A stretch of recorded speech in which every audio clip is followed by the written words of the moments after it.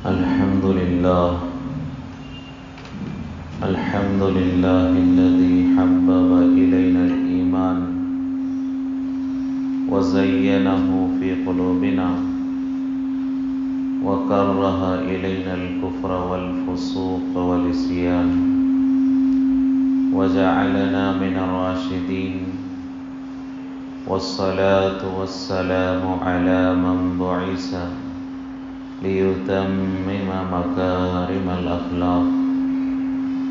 أما بعد، أعوذ بالله من الشيطان الرجيم. بسم الله الرحمن الرحيم. لقد كان لكم في رسول الله أسوة حسنة. وقال: لقد رضي الله عن المؤمنين إذ يبايعونك تحت الشجرة. صدق الله العظيم.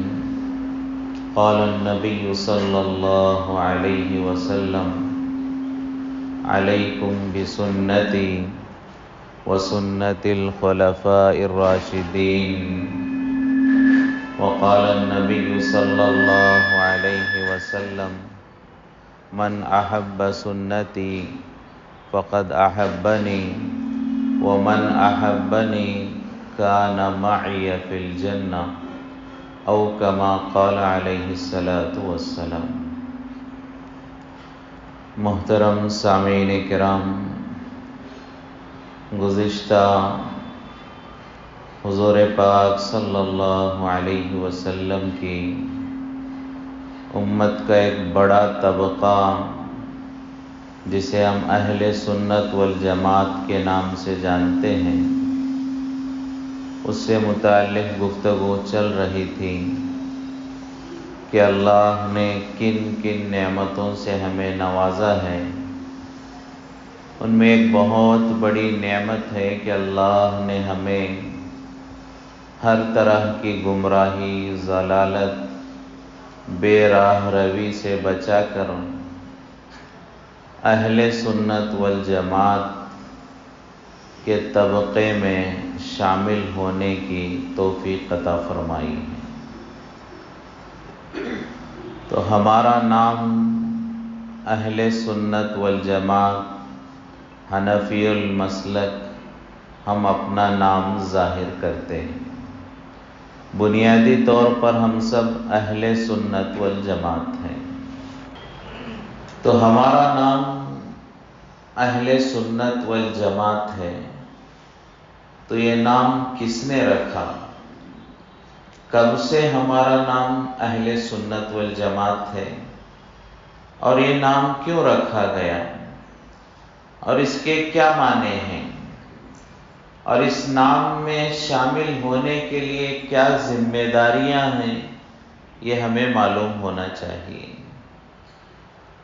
آج اللہ ہمیں معاف فرمائے، ہم میں سے بہت سارے لوگ اپنے آپ کو ہم اہل سنت والجماعت کہتے ہیں۔ کیوں کہتے ہیں ہمیں معلوم نہیں، اس کے پیچھے کیا وجہ ہے ہمیں معلوم نہیں ہے۔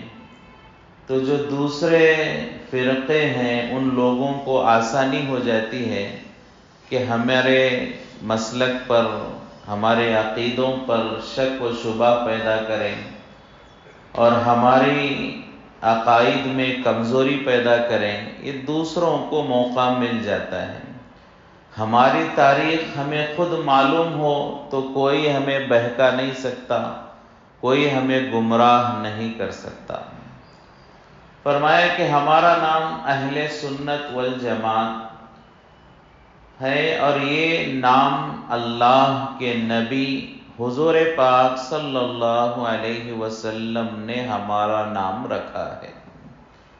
ہمارا نام کسی غیرے نے نہیں رکھا ہے۔ ہمارا نام اہل سنت والجماعت خود ہم نے نہیں رکھا ہے۔ دنیا میں بہت ساری جماعتیں ملیں گی جنہوں نے نام خود رکھا ہے۔ بہت سارے فرقے ملیں گے، جیسے کہ ایک جماعت ہے، ان کا نام اہل قرآن ہے۔ تو یہ اہل قرآن نہ اللہ نے نام رکھا، نہ اللہ کے نبی نے رکھا، یہ خود ان لوگوں نے رکھا کہ ہم اہل قرآن ہیں۔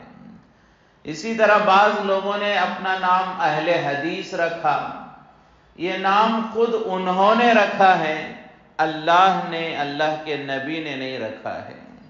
تو دنیا میں بہت ساری جماعتیں ہمیں ملیں گی، بلکہ اہل سنت والجماعت کے علاوہ تمام جماعتیں ان کا نام خود انہوں نے رکھا ہے، لیکن اہل سنت والجماعت یعنی ہم اور آپ، ہماری یہ خوش نصیبی اور سعادت ہے کہ ہمارا نام ہم نے نہیں رکھا، اللہ کے نبی نے رکھا ہے۔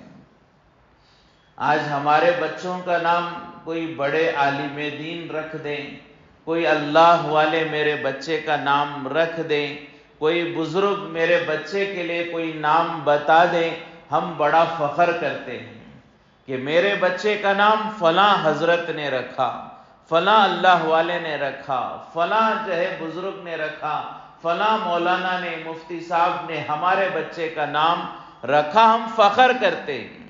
دنیا میں کوئی معمولی انسان ہمارا نام رکھ دے، ہمارے بچوں کا نام رکھ دے، ہم بڑے فخر سے، ناز سے کہتے ہیں کہ ہمارے بچوں کا نام فلاں نے رکھا ہے، لیکن اہل سنت والجماعت ہیں اور ہمارا نام کسی عالم نے، کسی بزرگ نے، کسی مفتی نے نہیں، بلکہ خود اللہ کے نبی نے ہمارا نام رکھا ہے۔ کتنی بڑی خوش نصیبی ہے، یہ معلوم ہوگا تو کتنا دل خوش ہوگا، اور کیسے یقین ہوگا اور کیسے شرح صدر ہوگا اپنے اہل سنت والجماعت ہونے پر۔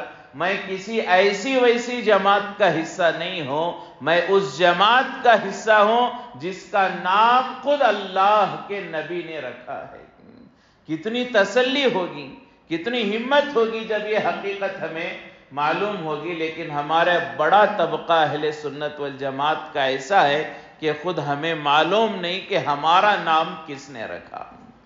قرآن پاک کی ایک آیت ہے، اللہ تبارک و تعالیٰ نے ارشاد فرمایا، یوم تبیض وجوہ وتسود وجوہ۔ قرآن میں قیامت کے منظر کو بیان کرتے ہوئے، قیامت کے حالات کو بیان کرتے ہوئے اللہ نے بیان فرمایا، قیامت کے دن بعض لوگ ایسے ہوں گے جن کے چہرے روشن اور چمکدار ہوں گے۔ تبیض وجوہ، ان کے چہرے روشن ہوں گے، چمکدار ہوں گے، نورانی ہوں گے۔ وتسود وجوہ، اور کچھ لوگ ایسے ہوں گے ان کے چہرے کالے ہوں گے، سیاہ ہوں گے، تاریک ہوں گے۔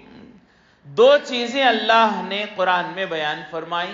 قیامت میں بعض لوگوں کے چہرے نورانی ہوں گے، بعض لوگوں کے چہرے تاریک اور ظلمت والے ہوں گے، اندھیرے اور کالے ہوں گے۔ اب یہ اللہ نے بیان فرما دیا کہ بعض لوگوں کے چہرے نورانی، بعض لوگوں کے چہرے سیاہ۔ اب اتنا ہی ہمیں معلوم ہوتا تو ہم کیسے پہچانتے کہ کن لوگوں کے چہرے روشن ہوں گے، کن لوگوں کے چہرے سیاہ ہوں گے، کالے ہوں گے؟ قربان جائے صحابہ کرام پر، اس آیت کے اترنے کے بعد صحابہ کرام میں سے بڑے بڑے صحابہ، جن میں حضرت ابو سعید خدری رضی اللہ تعالیٰ عنہ اور حضرت عبداللہ ابن عمر رضی اللہ تعالیٰ عنہما، ان حضرات نے اللہ کے نبی سے پوچھا کہ اللہ کے نبی، قرآن میں تو اللہ کہتا ہے بعض لوگوں کے چہرے روشن، چمکدار، نورانی ہوں گے، بعض لوگوں کے چہرے کالے، اندھیرے، تاریک ہوں گے، وہ کون ہیں جن کے چہرے روشن ہوں گے؟ صحابہ نے اللہ کے نبی سے پوچھا۔ صحابہ اکرام نے اللہ کے نبی پاک صلی اللہ علیہ وسلم سے پوچھا، وہ کون لوگ ہیں جن کے چہرے روشن ہوں گے؟ حضرت ابو سعید خدری، حضرت عبداللہ ابن عمر رضی اللہ تعالیٰ عنہما نے پوچھا۔ در منصور میں علامہ جلال الدین سیوطی رحمۃ اللہ علیہ نے اسے نقل فرمایا ہے کہ حضرت ابو سعید خدری اور عبداللہ ابن عمر رضی اللہ عنہم نے پوچھا تو حضور پاک صلی اللہ علیہ وسلم نے فرمایا، جن لوگوں کے چہرے قیامت میں روشن ہوں گے، ہم اہل السنت والجماعت، کہ وہ اہل سنت والجماعت کے لوگ ہوں گے۔ اس آیت کی تفسیر میں حضور پاک صلی اللہ علیہ وسلم نے فرمایا جن لوگوں کے چہرے روشن ہوں گے وہ کون ہیں؟ ہم اہل السنت والجماع، وہ اہل سنت والجماعت کے افراد ہیں کہ جن کے چہرے میدان حشر میں نورانی اور چمکدار ہوں گے۔ اس آیت کی تفسیر میں خود اللہ کے نبی حضور پاک صلی اللہ علیہ وسلم نے ہمارا نام بیان فرمایا ہے کہ اہل سنت والجماعت کے وہ افراد ہیں جن کے میدان حشر میں نورانی چہرے ہوں گے۔ اسی آیت کی تفسیر میں تفسیر ابن کثیر جو تفسیر کی ایک بہت مشہور کتاب ہے، اس میں حضرت عبداللہ ابن عباس رضی اللہ تعالیٰ عنہما، حضرت عبداللہ ابن عباس رضی اللہ تعالیٰ عنہما کون ہیں؟ حضور پاک صلی اللہ علیہ وسلم کے چچا زاد بھائی ہیں، اور حضور پاک صلی اللہ علیہ وسلم نے ان کے لیے دعا فرمائی تھی اللہم فہمہ القرآن، اے اللہ عبداللہ ابن عباس کو قرآن سمجھا دے، قرآن کا علم اسے نصیب فرما۔ حضور نے دعا فرمائی تھی عبداللہ ابن عباس کے لیے، اور حضور کی دعا کی برکت ہے کہ انہیں امام المفسرین کہا جاتا ہے، اور بہترین تفسیر قرآن پاک کی وہ عبداللہ ابن عباس رضی اللہ تعالی عنہما نے بیان فرمائی ہے۔ بڑے بڑے صحابہ اگر قرآن کی کسی آیت کو سمجھنے میں دشواری ہوتی تو عبداللہ ابن عباس رضی اللہ تعالیٰ عنہما سے اس آیت کا ترجمہ، مفہوم اور معنی اور مطلب معلوم کیا کرتے تھے۔ لہذا عبداللہ ابن عباس تفسیر ابن کثیر میں مروی ہیں کہ حضرت عبداللہ ابن عباس نے فرمایا کہ قیامت میں جن کے چہرے روشن چمکدار ہوں گے وہ اہل سنت والجماعت کے افراد ہوں گے۔ لہذا قرآن کی اس آیت میں حضور پاک صلی اللہ علیہ وسلم نے ہمارا نام بیان فرمایا۔ اسی طرح علماء نے بیان فرمایا ہے کربلا کے میدان میں حضرت حسین رضی اللہ تعالیٰ عنہ نے خطبہ دیا۔ آخر میں شہادت سے پہلے دو چار خطبے حضرت حسین رضی اللہ تعالیٰ عنہ نے کربلا کے میدان میں بیان فرمائے، تو ان خطبوں میں ایک خطبے میں حضرت حسین رضی اللہ تعالیٰ عنہ نے فرمایا کہ میرے نانا جان، حضرت حسین رضی اللہ تعالیٰ عنہ فرماتے ہیں کہ میرے نانا جان اللہ کے نبی پاک صلی اللہ علیہ وسلم نے فرمایا کہ حسن اور حسین جنتی نوجوانوں کے سردار ہیں، جنتی نوجوانوں کے سردار۔ یہ حدیث تو ہم نے بارہا سنی ہوگی۔ حضرت حسن اور حسین رضی اللہ تعالیٰ عنہ کی یہ فضیلت بہت ساری کتابوں میں منقول ہے، ہو سکتا ہے ہم میں سے ہر ایک نے یہ بات سنی ہوگی۔ یہ بات حضرت حسین نے فرمائی۔ اس کے آگے ایک اور جملہ حضرت حسین رضی اللہ تعالیٰ عنہ نے فرمایا جو شاید ہم میں سے بہت ساروں کو معلوم نہیں ہوگی۔ کربلا کے میدان میں خطبہ دیتے ہوئے حضرت حسین رضی اللہ تعالیٰ عنہ نے فرمایا میرے نانا جان اللہ کے نبی نے فرمایا حسن حسین جنت کے نوجوانوں کے سردار ہیں اور اہل سنت والجماعت کی آنکھوں کی ٹھنڈک ہے۔ حسن حسین کیا ہیں؟ دو چیزیں حضور نے فرمایا، جنتی نوجوانوں کے سردار ہیں، دوسری چیز حضور نے فرمایا حسن اور حسین رضی اللہ عنہما اہل سنت والجماعت کی آنکھوں کی ٹھنڈک ہے۔ تو اس میں بھی حضور پاک صلی اللہ علیہ وسلم نے اہل سنت والجماعت کا لفظ اور ہمارا نام بیان فرمایا ہے۔ تو سب سے پہلے یہ معلوم ہونا چاہیے ہم اہل سنت والجماعت ہیں، تو ہمارا نام ہم نے نہیں رکھا، ہمارا نام ہمارے باپ داداؤں نے نہیں رکھا، ہمارا نام کسی عام آدمی نے نہیں رکھا، ہمارا نام اہل سنت والجماعت رکھنے والے وہ خود اللہ کے نبی ہیں، خاتم المرسلین ہیں، سید الانبیاء محمد الرسول اللہ صلی اللہ علیہ وسلم نے ہمارا نام اہل سنت والجماعت رکھا ہے۔ تو یہ ہمیں معلوم ہونا چاہیے، ہم میں سے اکثروں کو یہ بات معلوم نہیں ہوتی، جس کی وجہ سے ہمارے حقانیت کے اوپر شرع صدر نہیں ہو پاتا۔ لہٰذا پہلی چیز تو یہ کہ ہمارا نام اہل سنت والجماعت ہے اور یہ نام اللہ کے نبی نے رکھا ہے۔ اب اس کے کیا معنی ہیں یہ بھی ہمیں معلوم ہونا چاہیے۔ ایک ہر چیز کا ایک معنی ہوتا ہے، ہر چیز کا ایک مطلب ہوتا ہے، اور اس مطلب کو پورا کرنے والے کا نام وہ ہوتا ہے۔ ایک آدمی کو تاجر کہیں، وہ تجارت ہی نہ کرے تو اسے تاجر کیسے کہیں گے؟ تاجر کا مطلب ہوتا ہے تجارت کرنے والا، اگر کوئی تجارت ہی نہ کرے تو اسے تاجر نہیں کہیں گے۔ زمیندار کہتے ہیں جس کے پاس زمین ہو، کسی کی زمین ہی نہ ہو اسے زمیندار کیسے کہیں گے؟ کسان کسے کہتے ہیں؟ جو زمین میں کاشت کرتا ہے اسے کسان کہتے ہیں، جو زمین میں کاشت ہی نہ کرے اسے کسان کیسے کہیں گے؟ ہر نام کے پیچھے اس کی ایک وجہ، اس کا ایک کام اور اس کی ایک ذمہ داری ہوتی ہے، اس کا ایک معنی ہوتا ہے۔ تو اہل سنت والجماعت کا کیا معنی ہے؟ اس سے کیا مراد ہے؟ ہم اپنے آپ کو اہل سنت والجماعت کیوں کہتے ہیں؟ تو فرمایا کہ اس میں سب سے پہلے اہل السنہ، ہمارے پورے نام میں سب سے پہلا لفظ کیا آتا ہے، جملہ کیا آتا ہے؟ اہل السنہ، سنت والے۔ سنت کسے کہتے ہیں؟ اس میں دو چیزیں آ گئیں، ایک قرآن کا علم بھی آ گیا، قرآن کا عمل بھی آ گیا۔ سنت میں دونوں چیزوں پر عمل ہوتا ہے، یہ قرآن پر، دوسرا حضور پاک صلی اللہ علیہ وسلم کی سیرت پر، اس لیے کہ ہم سب کی نجات کا راستہ اور ہم سب کی نجات اور ہدایت کا ذریعہ وہ اللہ کی کتاب قرآن مجید ہے۔ ہدایت والی کتاب کون سی ہے؟ قرآن مجید ہے۔ اب قرآن کو سمجھیں گے کیسے؟ ہر آدمی کے بس میں قرآن کو سمجھنا نہیں ہے، اور قرآن کو اللہ نے ڈائریکٹ کعبے پر نہیں اتارا کہ کعبے پر اتارا ہوتا تو ہم قرآن کو سمجھ لیتے، لیکن اللہ نے قرآن کو سمجھانے کے لیے قرآن کو اللہ نے حضور پاک صلی اللہ علیہ وسلم کے سینے میں اتارا ہے، اور قرآن کے علم کو حضور پاک صلی اللہ علیہ وسلم نے عمل کر کے دکھلایا ہے۔ تو حضور کی جو زندگی ہے گویا کہ وہ قرآن کا علم ہے۔ حضرت عائشہ رضی اللہ تعالیٰ عنہ سے پوچھا گیا کہ حضور پاک صلی اللہ علیہ وسلم کے اخلاق کیا تھے؟ سوال کرنے والے نے سوال کیا اس لیے کہ شوق تھا کہ حضور کی زندگی مجھے معلوم ہو جائے، حضور کے اخلاق معلوم ہو جائیں، حضور کی جو ہے سیرت مجھے معلوم ہو جائے تاکہ میں بھی عمل کروں اور کامیاب ہو جاؤں۔ تو کسی سوال کرنے والے نے حضرت عائشہ رضی اللہ تعالیٰ عنہ سے پوچھا کہ حضور پاک صلی اللہ علیہ وسلم کے اخلاق کیا تھے، آپ کی زندگی کیا تھی، مجھے بتاؤ میں بھی عمل کروں۔ تو عائشہ صدیقہ رضی اللہ تعالیٰ عنہ نے کیا جواب دیا؟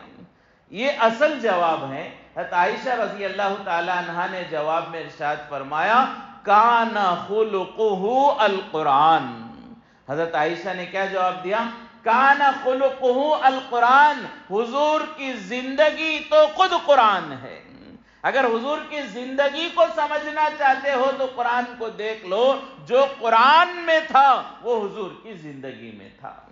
گویا کہ حضور پاک صلی اللہ علیہ وسلم کی زندگی وہ چلتا پھرتا قرآن ہے۔ قرآن کیا ہے؟ ایک الفاظ کا مجموعہ ہے، اور حضور کی زندگی ان الفاظ پر عمل کرنے کا مجموعہ ہے۔ گویا کہ حضور پاک صلی اللہ علیہ وسلم کی زندگی وہ قرآن، چلتا پھرتا قرآن اسے کہا جائے گا۔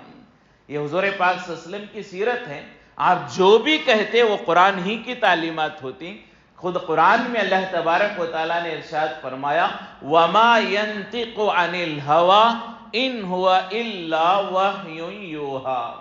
قرآن میں اللہ تبارک و تعالیٰ فرماتے ہیں وَمَا يَنْتِقُ عَنِ الْهَوَىٰ، حضور پاک صلی اللہ علیہ وسلم اپنی طرف سے کوئی بات نہیں کرتے، وہ اگر بات کرتے ہیں تو وہ اللہ کی وحی ہوتی ہے۔ وَمَا يَنْتِقُ عَنِ الْهَوَىٰ، حضور اپنی طرف سے کوئی بات نہیں کرتے، ان ہوا الا وحی یوحیٰ، جو بھی حضور کہتے ہیں وہ اللہ کی طرف سے وحی ہوتی ہے جسے حضور بیان فرماتے ہیں۔ تو حضور کی زندگی وہ قرآن ہے، اسی لیے فرمایا قرآن کا علم جو ہے حضور کی زندگی میں عملی نمونہ اللہ نے پیش فرمایا۔ تو اہل السنہ اس میں جو سنت کا لفظ ہے تو اس سے مراد یہ ہے کہ قرآن کے علم پر حضور پاک صلی اللہ علیہ وسلم کے طریقے سے ہم عمل کرتے ہیں، قرآن پر عمل کرتے ہیں۔ کیسے عمل کرتے ہیں؟ حضور پاک صلی اللہ علیہ وسلم نے جو طریقہ بتلایا اس پر عمل کرتے ہیں، گویا کہ قرآن ہی پر عمل ہوا۔ آپ کی نماز قرآن کی تفسیر ہے، آپ کا روزہ قرآن کی تفسیر ہے، آپ کا حج قرآن کی تفسیر ہے، آپ کی پوری زندگی حضور پاک صلی اللہ علیہ وسلم کی وہ قرآن ہی کی تفسیر ہے۔ تو اہل السنہ میں فرمایا کہ سنت کا مطلب یہ ہے کہ ہم اہل سنت والجماعت قرآن پر اور صاحب قرآن پر عمل کرتے ہیں، ان کی پیروی کرتے ہیں۔ قرآن کی پیروی کرتے ہیں، صاحب قرآن یعنی جس پر قرآن نازل کیا گیا یعنی حضور پاک صلی اللہ علیہ وسلم، ان کی پیروی کرتے ہیں۔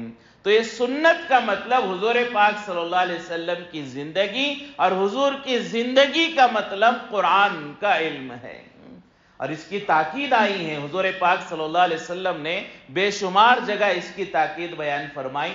لہذا ایک روایت میں حضور پاک صلی اللہ علیہ وسلم ارشاد فرماتے ہیں علیکم بسنتی، آپ صلی اللہ علیہ وسلم کا حکم ہے علیکم بسنتی کہ تم میری سنت کی اتباع کرو، میری سنت کی پیروی کرو، میرے طریقوں کی پیروی کرو۔ تو سنت کی اتباع کرنا، پیروی کرنا، یہ اللہ کے نبی کا حکم ہے۔ اور ایک دوسری جگہ حضور پاک صلی اللہ علیہ وسلم نے ارشاد فرمایا من احب سنتی فقد احبنی، جس نے میری سنت سے محبت کی، جس نے میری شریعت سے محبت کی، جس نے میرے طریقوں سے محبت کی، اس نے گویا کہ مجھ سے محبت کی۔ جس نے سنت سے محبت کی گویا کہ اس نے اللہ کے نبی سے محبت کی۔ اور آگے فرمایا ومن احبنی، جو میری اور جو مجھ سے محبت کرے کان معی فی الجنہ، وہ جنت میں میرے ساتھ ہوگا، وہ جنت میں میرے ساتھ ہوگا۔ تو سنت سے محبت کرنے کا حکم دیا اور فرمایا سنت سے محبت کرنا، مجھ سے محبت کرنا، مجھ سے محبت کرنے والا جنت میں میرے ساتھ میں ہوگا۔ تو سنت پر عمل کی ترغیب اس حدیث میں بھی حضور نے بیان فرمائی۔ اور آگے ایک دوسری روایت ہے، حضور پاک صلی اللہ علیہ وسلم نے ارشاد فرمایا من حفظ سنتی اکرمہ اللہ باربع خصال، کہ جو میری سنت کی پیروی کرے گا، میرے سنتوں کی حفاظت کرے گا، میرے طریقوں پر زندگی گزارے گا، اللہ اسے 4 بڑے بڑے انعام دیں گے۔ اسے اللہ روزی میں برکت دیں گے، اچھوں کے دلوں میں محبت پیدا کریں گے، اس کی بروں کے دل میں اللہ اس کا رعب ڈالیں گے، اور اللہ موت تک اسے ایمان پر جمائے رکھیں گے۔ یہ 4 بڑی بڑی نعمتیں کس کے لیے؟ جس نے حضور کی سنتوں پر عمل کیا۔ تو حضور پاک صلی اللہ علیہ وسلم نے سنت پر عمل کی تاکید بیان فرمائی۔ کبھی کہا میری سنت کی پیروی کرو، کبھی کہا میری سنت کی محبت کرنے والا مجھ سے محبت کرنے والا، اور بے شمار جگہ سنتوں پر عمل کرنے کے فضائل اور نعمتیں اللہ نے کے نبی حضور پاک صلی اللہ علیہ وسلم نے بیان فرمائی۔ اور آگے کوئی آدمی سنت پر عمل نہ کرے تو اس کے بارے میں حضور پاک صلی اللہ علیہ وسلم نے وعید بھی بیان فرمائی وَمَنْ رَغِبَ عَنْ سُنَّتِي فَلَيْسَ مِنِّي، جو میری سنت پر عمل نہ کرے وہ میری امت میں سے نہیں ہے۔ آگے حضور پاک صلی اللہ علیہ وسلم نے ترغیب کے ساتھ تاکید بھی فرمائی، تنبیہ بھی فرمائی کہ میرے سنت پر عمل نہ کرنے والا وہ میری امت میں سے نہیں ہو سکتا۔ لہذا حضور پاک صلی اللہ علیہ وسلم نے سنت پر عمل کا حکم دیا، ترغیب بیان فرمائی۔ اور سنت کیا ہے؟ وہ قرآن اور حضور کی زندگی کا مجموعہ ہے۔ قرآن کی تعلیمات حضور پاک صلی اللہ علیہ وسلم کے معمولات کی شکل میں امت کے سامنے آتے ہیں۔ تو اس لیے ہم اہل سنت والجماعت کا جو پہلا جملہ اہل سنت، اس سے مراد یہ ہے کہ ہم قرآن کی تعلیم پر، حضور پاک صلی اللہ علیہ وسلم کی بتائے ہوئے انداز پر ہم عمل کرتے ہیں۔ تو یہ دو چیزیں ہو گئیں اہل سنت میں کہ ہم قرآن پر اور صاحب قرآن پر ایمان لاتے ہیں، ہم قرآن اور صاحب قرآن کی پیروی کرتے ہیں۔ اور آگے فرمایا والجماعت، ہمارے ناموں میں سے کیا ہے اگلا حصہ اہل السنت والجماعت۔ یہ والجماعت کا کیا معنی ہے؟ فرمایا کہ یہ صحابہ کرام کی جماعت ہے کہ اللہ کے نبی کی سنتوں کو ہم حضور پاک صلی اللہ علیہ وسلم کے شاگرد اور آپ کے صحابہ ان کے بتائے ہوئے طریقے پر عمل کریں گے، اس لیے اہل السنتی کے ساتھ والجماعت ہمارا نام کا ایک حصہ ہے۔ اب یہ کیوں کہا گیا والجماعت؟ اہل السنہ کہہ دینا حضور کی زندگی کامل ہے، قرآن کامل ہے، قرآن میں اور حضور کی زندگی میں تمام چیزیں قیامت تک آنے والے لوگوں کے لیے ہدایت اور عبرت کی باتیں ہیں، تو والجماعت صحابہ کی زندگی کو شامل کرنے کی کیا ضرورت ہے؟ یہ کیوں شامل کیا گیا اہل السنت کے ساتھ والجماعت؟ تو اس کی وجہ بھی علماء نے بیان فرمائی ہے کہ سب سے پہلی وجہ تو یہ والجماعت کا لفظ ہم نے شامل نہیں کیا، جیسا کہ شروع میں بیان کیا گیا یہ نام پورا وہ اللہ کے نبی نے رکھا ہے، اور اللہ کے نبی نے اہل السنہ کے ساتھ والجماعت کو بھی شامل فرمایا ہے۔ اس جو حدیث ابھی سنی اس کے اگلے حصے میں حضور نے فرمایا علیکم بسنتی، پہلے اللہ کے نبی نے فرمایا میری سنت پر عمل کرو، اسے مضبوطی سے پکڑو، وسنت الخلفاء الراشدین، اور صحابہ کرام خلفاء راشدین کی سنت کو بھی مضبوطی سے پکڑو، تمسکوا بہا وعزوا علیہا، اللہ کے نبی نے فرمایا میری سنت اور خلفاء راشدین کی سنت اور ان کے طریقوں کو بھی مضبوطی سے پکڑو اور اس کو جو ہے اپنے آپ کو اس سے جوڑے رکھو، یہ حضور پاک صلی اللہ علیہ وسلم نے فرمایا۔ تو یہ والجماعت کو سب سے پہلے اللہ کے نبی نے اہل سنت سے جوڑا ہے، ہم نے نہیں جوڑا۔ دوسری چیز اس کی ضرورت کیا ہے؟ مارکیٹ میں ہم دیکھتے ہیں ہر اچھی چیز، جو بھی اچھی چیز ہوتی ہے اس کی کاپی اور اس کا ڈپلیکیٹ میٹیریل مارکیٹ میں آ جاتا ہے۔ کوئی اچھی چیز ہے تو دوسرے لوگ سستے میں اس کی کاپی بنا لیتے ہیں اور ایسا نام لکھتے ہیں کہ اچانک دیکھنے والا پہچاننا بھی مشکل ہو جاتا ہے یہ اوریجنل ہے یا اس کی کاپی ہے۔ موبائلز میں لے لیں، موبائل کے ایکسیسریز میں لے لیں، بہت سارے برانڈز میں لے لیں، یہاں تک کہ فرمایا آسان مثال ہمارے شہر دھارواڑ کے اعتبار سے سمجھنے کے لیے کہ یہاں جو ہے دھارواڑ کا پیڑا فیمس ہے، تو بہت سارے چھوٹے موٹے اپنے گھروں میں بنانے والے بھی اپنے آپ کو کہتے ہیں دھارواڑ فیمس پیڑا۔ جو اصلی چیز ہوتی ہے تو بہت سارے اس کے کیا ہو جاتے ہیں، نقل کرنے والے، کاپی کرنے والے پیدا ہو جاتے ہیں اور لوگوں کو پہچاننا مشکل ہو جاتا ہے اس میں اوریجنل کون سا ہے اور ڈپلیکیٹ کون سا ہے۔ تو مارکیٹ میں کوئی اچھی چیز ہوتی ہے تو اس کی کاپی ہونا شروع ہو جاتی ہے۔ ایک بسلری کی باٹل ہے، آپ دیکھیں 50 آپ کو ایسے کمپنیاں ملیں گی جس میں وہی باٹل، وہی کلر، وہی سب انداز، صرف سپیلنگ میں تھوڑا سا ڈیفرنس نظر آئے گا، وہ کاپی ہوگا، وہ اوریجنل نہیں ہوگا۔ تو جب دنیا میں کسی اچھی چیز کے 2 4 5 10 کاپی ہوتے ہیں تو حضور پاک صلی اللہ علیہ وسلم کو بھی معلوم تھا میری سنت کی بھی کاپی کی جائے گی۔ حضور پاک صلی اللہ علیہ وسلم یہ جانتے تھے کہ میری سنت اور میری شریعت کے بھی ڈپلیکیٹ کیا جائے گا اور کاپی کیا جائے گا اور لوگ اس سے اپنی دنیا کو جو ہے حاصل کرنے اور دنیا کی جو ہے ضرورتوں کو پورا کرنے والے بنیں گے۔ لہٰذا خود حدیث میں حضور پاک صلی اللہ علیہ وسلم نے فرمایا میری سنت کے کاپی کتنے ہوں گے؟ 72 ڈپلیکیٹ میری سنت کے مارکیٹ میں آئیں گے۔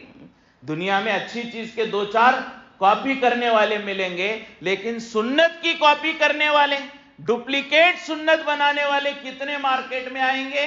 खुद हुजूर पाक सल्लल्लाहु अलैहि वसल्लम ने फरमाया 72 फिरके होंगे जो मेरी कॉपी करेंगे, लेकिन 73वां जो जमात होगी, इन 73 में एक जमात वो कामयाबी वाली होगी, बाकी 72 फिरके देखने में मेरे जैसे होंगे, उनका कलिमा भी मेरे जैसा, उनका कुरान, वो दलील भी कुरान से देंगे, वो रेफरेंस भी हदीस का देंगे, वो लिबादा भी मेरा ओढ़ेंगे, लेकिन वो ओरिजिनल नहीं होंगे, वो कॉपी और डुप्लीकेट होंगे। तो दुनिया में हर चीज के 2-4 कॉपी होते हैं, लेकिन सुन्नत के कितने कॉपी होंगे? ये खुद हुजूर पाक सल्लल्लाहु अलैहि वसल्लम ने फरमाया 73 फिरके, उसमें एक मेरा असल मेरी जमात, बाकी 72 डुप्लीकेट और कॉपी करने वाले होंगे। तो मार्केट में इतनी कॉपी हो जाए तो पहचानेंगे कैसे कौन असली है, कौन डुप्लीकेट है, कौन असल हुजूर की तरीके पर अमल करने वाला है और कौन अपने आप को हुजूर का नाम लेकर लोगों को धोखा देने वाला और अपनी दुनिया और अपनी ख्वाहिश बनाने वाला है। ये कैसे पहचानेंगे कि इन 73 में कौन असल है? तो उसके लिए हुजूर ने फरमाया वल जमात, अहले सुन्नत वल जमात में जो वल जमात है, ये हुजूर की सुन्नत को पहचानने वाला वो है कि हुजूर की सुन्नत ओरिजिनल कौन सी है, जिस पर अबू बकर सिद्दीक ने अमल किया, जिस पर उमर फारूक ने अमल किया, जिस पर उस्मान गनी ने अमल किया, जिस पर अली उल मुर्तजा ने अमल किया, जिस पर खुलफाए राशिदीन ने अमल किया, जिस पर सहाबाए किराम ने अमल किया, वो सुन्नत असल है और वो रास्ता सही रास्ता है। क़यामत तक बहुत सारे लोग आएंगे कि मैं जो समझा वो सही है, लेकिन अहले सुन्नत वल जमात का यह अकीदा है मैं जो समझा वो सही नहीं है, जिसे अबू बकर ने समझा वो सही है। हुजूर की बात का एक मतलब मुझे समझ में आए और एक मतलब है अबू बकर को समझ में आए, तो मैं जो समझूंगा वो सही नहीं, अबू बकर ने जो समझा वो सही है, उमर ने जो समझा वो सही है, उस्मान ने जो समझा वो सही है, मेरा समझना कोई एतबार नहीं रखता ही। इसीलिए अल्लाह के नबी ने फरमाया अहलुस सुन्नति वल जमात यानी सहाबाए किराम, कि उन्होंने जो कुरान और हदीस को समझा वो राह रास्त है, वो सीधा रास्ता है। हर आदमी कहेगा मैं हदीस का ये मतलब समझूंगा, मुझे ये समझ में आया, वो कोई जरूरी नहीं है। मिसाल के तौर पर फरमाया कि एक आदमी ने कहा मैं हदीस का मतलब खुद समझ सकता हूं, तो एक मौलाना से बात हुई कि मैं हदीस का मतलब खुद समझूंगा, तो मौलाना ने कहा अच्छा एक हदीस है, आप उसका मतलब बताओ। ला सलात इल्ला बिहुजूरिल क़ल्ब, एक हदीस है जिसका तर्जमा और मतलब यह है ला सलात इल्ला बिहुजूरिल क़ल्ब, नमाज कबूल नहीं होगी, नमाज नहीं होगी मगर दिल की हाजिरी के साथ। हुजूर पाक सल्लल्लाहु अलैहि वसल्लम ने क्या फरमाया? ला सलात, नमाज नहीं है, इल्ला बिहुजूरिल क़ल्ब, दिल हाजिर है तो नमाज है, दिल हाजिर नहीं तो नमाज नहीं है। हुजूर ने फरमाया नमाज पढ़ो कैसे? दिल की हाजिरी के साथ। अब यह हदीस का मतलब हमने बताया, आपको समझ में आया, तो मौलाना ने सिर्फ अरबी पढ़ा उस आदमी से जिसने कहा मैं समझूंगा। मौलाना ने कहा ला सलाता इल्ला बिहुजूरिल क़ल्ब, अब इसका क्या मतलब है? तो उसने कहा कौन सी बड़ी बात है, मैं अभी जाऊंगा डिक्शनरी देखूंगा और डिक्शनरी देखकर थोड़ी देर में आपको बता दूंगा कि इस हदीस का क्या मतलब है। अब वो गया, वो जाकर जो है उसे याद था कि ला सलाता इल्ला बिहुजूरिल क़ल्ब। अब वो गया ला, डिक्शनरी में ला खोला अरबी में, तो उसका मतलब है नहीं। सलात खोला तो उसका मतलब एक माना मिल गया, उसे सुना भी था उसने कि सलात के माने नमाज, तो इतना मालूम हो गया नमाज नहीं, इल्ला के माने मगर। डिक्शनरी में देखा उसने अरबी ग्रामर के, इल्ला के माने मगर, हुजूर का माना है हाजिर होना, मौजूद रहना। अब वो कल्ब, मौलाना ने कहा था कल्ब, हदीस में है कल्ब, काफ 2 नुक्तों के साथ। अब ये अरबी नहीं जानता था, इसे कल्ब क्या है, काफ है क्या है मालूम नहीं था। इसने क्या समझा? काफ नहीं समझा, काफ समझा। 2 नुक्ते वाली का नहीं समझा, लकीर वाली का समझा, उसने कल्ब नहीं कल्ब समझा। अब कल्ब का माना डिक्शनरी में उठाकर उसने देखा तो कल्ब के माने अरबी में आते हैं कुत्ते के। कल्ब के क्या माने? कुत्ते के। अब वो कुत्ते का माना उसने लिख लिया, अब पूरी हदीस का तर्जमा उसने शुरू से किया, नमाज नहीं होगी मगर कुत्ते की मौजूदगी में। अब ये मतलब उसने, हदीस का मतलब उसने अपने एतबार से समझा, नमाज तभी कबूल होगी जब कुत्ता मौजूद होगा। अब वो लोगों को जाकर बोलता है कि पूरे धारवाड़ में, पूरे कर्नाटक में, पूरे इंडिया में कोई ऐसा नहीं जो सुन्नत की नमाज पढ़े, हदीस की नमाज पढ़े। लोगों ने पूछा भाई हदीस की नमाज क्या है? तो अब कहता है हदीस है ला सलात इल्ला बि हुजूरिल क़ल्ब, नमाज नहीं होगी मगर कुत्ते के साथ। अब कौन सी मस्जिद में भी कुत्ता नहीं होता, तो कोई मस्जिद में सुन्नत के मुताबिक नमाज नहीं होती। तो अब अगर हम समझना चाहें इस हदीस का मतलब क्या है, तो हम अपनी अकल के एतबार से समझेंगे, हर आदमी अपनी अकल के एतबार से समझेगा। लेकिन असल क्या है? सहाबा-ए किराम का समझना। इसलिए कि सहाबा-ए किराम ने हुजूर की उस हदीस को बोलते हुए सुना है। उस वक्त क्या माहौल था सहाबा ने वो भी देखा है, किस मंजर में, किस बैकग्राउंड में हुजूर ने वो जुमला कहा वो भी सहाबा को मालूम है। लिहाजा सहाबा उस हदीस का जो मतलब बताएंगे वो सही होगा, मैं और आप जो समझेंगे वो सही होना जरूरी नहीं है। मिसाल के तौर पर एक जुमला है कि उर्दू में भी इस्तेमाल होता है, उर्दू में कहते हैं क्या बात है, एक लफ्ज है, क्या है? क्या बात। अगर मैं पूछूं क्या बात है तो सवाल हो जाएगा, अगर मैं कहूं क्या बात है तो गुस्से में किसी को डांटना होगा, और अगर मैं कहूं क्या बात है तो किसी की तारीफ करना होगा। आपने मुझे सुना, मैं सवाल कर रहा हूं क्या बात है, तो आप समझ जाएंगे मुफ्ती साहब सवाल कर रहे हैं क्या बात है। अगर आपने मुझे देखा किसी की तारीफ करते हुए, मैंने कहा क्या बात है, तो आप समझ जाएंगे मुफ्ती साहब तारीफ करते हुए क्या बात है कह रहे। लेकिन आपने मुझे देखा नहीं, आपने मेरा माहौल नहीं देखा, सिर्फ मैंने लिखा क्या बात है, वो आपको पहुंच गया। आपने पेपर में देखा मुफ्ती साहब ने कहा क्या बात है, तो आप उसे सवाल समझेंगे, आप उसे तारीफ समझेंगे, क्या आप उसे गुस्सा समझेंगे? अगर सिर्फ लिखी हुई बात आपको पहुंच जाए तो वो कैसे मालूम होगा कि ये जो है हुजूर ने गुस्से में कहा है, हुजूर ने तारीफ की है, हुजूर ने सवाल किया, कैसे मालूम होगा? ये उनसे मालूम होगा जो हुजूर को कहते हुए देखा है। वो कौन है? सहाबा-ए किराम की जमात है। उन्होंने हुजूर को कहते हुए देखा है, अमल करते हुए देखा है, हुजूर की जिंदगी उन्होंने देखी है। तो हदीस का सही तर्जमा और हदीस की सही तशरीह और हदीस का सही मतलब कौन बताएंगे? वो हुजूर पाक सल्लल्लाहु अलैहि वसल्लम के सहाबा हमें हुजूर की तशरीह बताएंगे। लिहाजा इसीलिए क्या है? वल जमात का लफ्ज है। अहलुस सुन्ना में कुरान और हदीस आ गया, वल जमात में सहाबा-ए किराम की जमात आ गई कि हम सहाबा के बताए हुए तरीके से कुरान और हदीस को समझने की कोशिश करेंगे। हम अपनी अकल से कुरान और हदीस नहीं समझेंगे, इसलिए कि सहाबा-ए किराम की जमात ये अल्लाह के महबूब जमात है। कुरान में अल्लाह ने सहाबा की तारीफ फरमाई, उलाइकल्लज़ीना इम्तहनल्लाहु क़ुलूबहुम लित्तक़वा, कि अल्लाह ने फरमाया सहाबा वो हैं जिनके दिलों का इम्तिहान अल्लाह ने लिया है। जिनके दिलों का इम्तिहान किसने लिया है? अल्लाह ने लिया। सहाबा के दिल अल्लाह के सामने खुले हुए थे। सहाबा के दिलों को देखकर अल्लाह कहता है इनके दिल तक़वे से भरे हुए हैं। सहाबा के दिलों के बारे में अल्लाह क्या कहता है? इनके दिल तक़वे से भरे हुए हैं। सहाबा के दिल मेरी मोहब्बत से भरे हुए हैं। सहाबा के दिल मेरे नबी की मोहब्बत से भरे हुए हैं। सहाबा के दिल जो है हुजूर की गुलामी से भरे हुए हैं। कौन कह रहा है? अल्लाह गवाही दे रहा है कि सहाबा के दिलों का इम्तिहान मैं अल्लाह ने लिया, और मैं इस बात की गवाही देता हूं कि सहाबा के दिल तक़वे से भरे हुए हैं।